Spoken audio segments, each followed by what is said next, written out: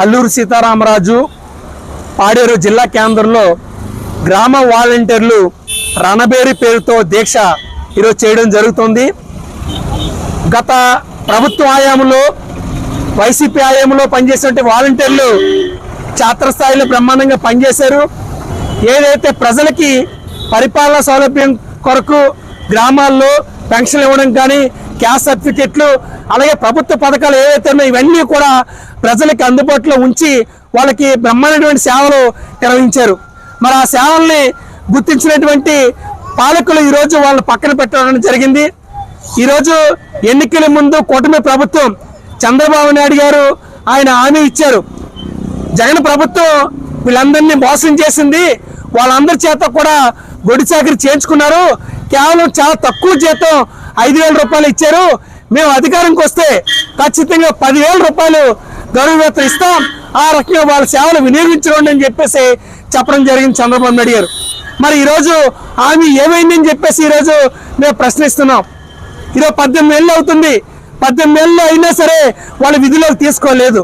పైగా వాళ్ళు చెప్పేది ఏంటి, వాళ్ళ ఏ ఉపయోగం, వాళ్ళ చట్టపద్ధతి లేదు, గత ప్రభుత్వం సక్రమంగా వాళ్ళని నియమించలేదు, అందుకోసం మేము వీళ్ళందరూ కూడా పనిలో పెట్టుకోలేకపోతున్నాం అని చెప్పేసి చెప్పడం జరుగుతుంది. మరి చంద్రబాబు నాయుడు గారు వాడికి ఒక గుర్తింపు ఉంది, సీనియర్ ముఖ్యమంత్రి, చాలా అనుభవించాడు అని చెప్పి చెప్తారు. మరి ఏమైపోయింది అనుభవించం? మరి ఏమీ తెలుసుకోకుండా, వెనక ముందు తెలియకుండా మీరు ఏ రకంగా హామీ ఇచ్చారు, వాళ్ళు పనిలో పెట్టుకుంటాం, 10,000 రూపాయలు ఆండర్ ఇస్తామని చెప్పేసి మరి ఖచ్చితంగా మీరు చెప్పిన మోసపూరిత మాటలు అని చెప్పేసి మేము చెప్పదలుచుకున్నాం. ఇప్పటికైనా వాళ్ళు వాలంటీర్లు చాలా శాంతియుతంగా ఈరోజు ఉద్యమం చేస్తూ ఉన్నారు. మరి శాంతియుతంగా ఉద్యమాన్ని మీరు అర్థం చేసుకొని వాళ్ళందరూ విధుల్లో తీసుకోవాలి, పాత బకాయిలు చెల్లించాలి, 10,000 రూపాయలు వేతనం ఇవ్వాలని చెప్పేసి మేము చెప్తున్నాం. అంతేకాదు ఈరోజు అధికారంకి వచ్చిన తర్వాత వాడు చెప్తున్నారు ఇంటికో ఉద్యోగం ఇస్తాం, నిరుద్యోగ సమస్య పరిష్కారం చేస్తామని చెప్పి చెప్తున్నారు.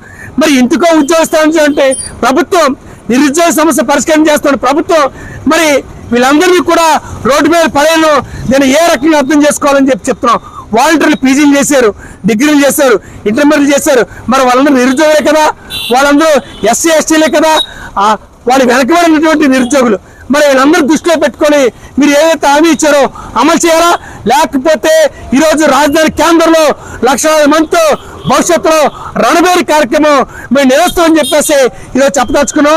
ఈ వార్డు వాలంటీర్లకి ఖచ్చితంగా సిఐటి అండగా ఉంటుంది, వాళ్ళ ఉద్యమానికి పూర్తి మద్దతు ఇస్తామని చెప్పేసి ఈరోజు సిఐటిగా చెప్పదలుచుకున్నాం.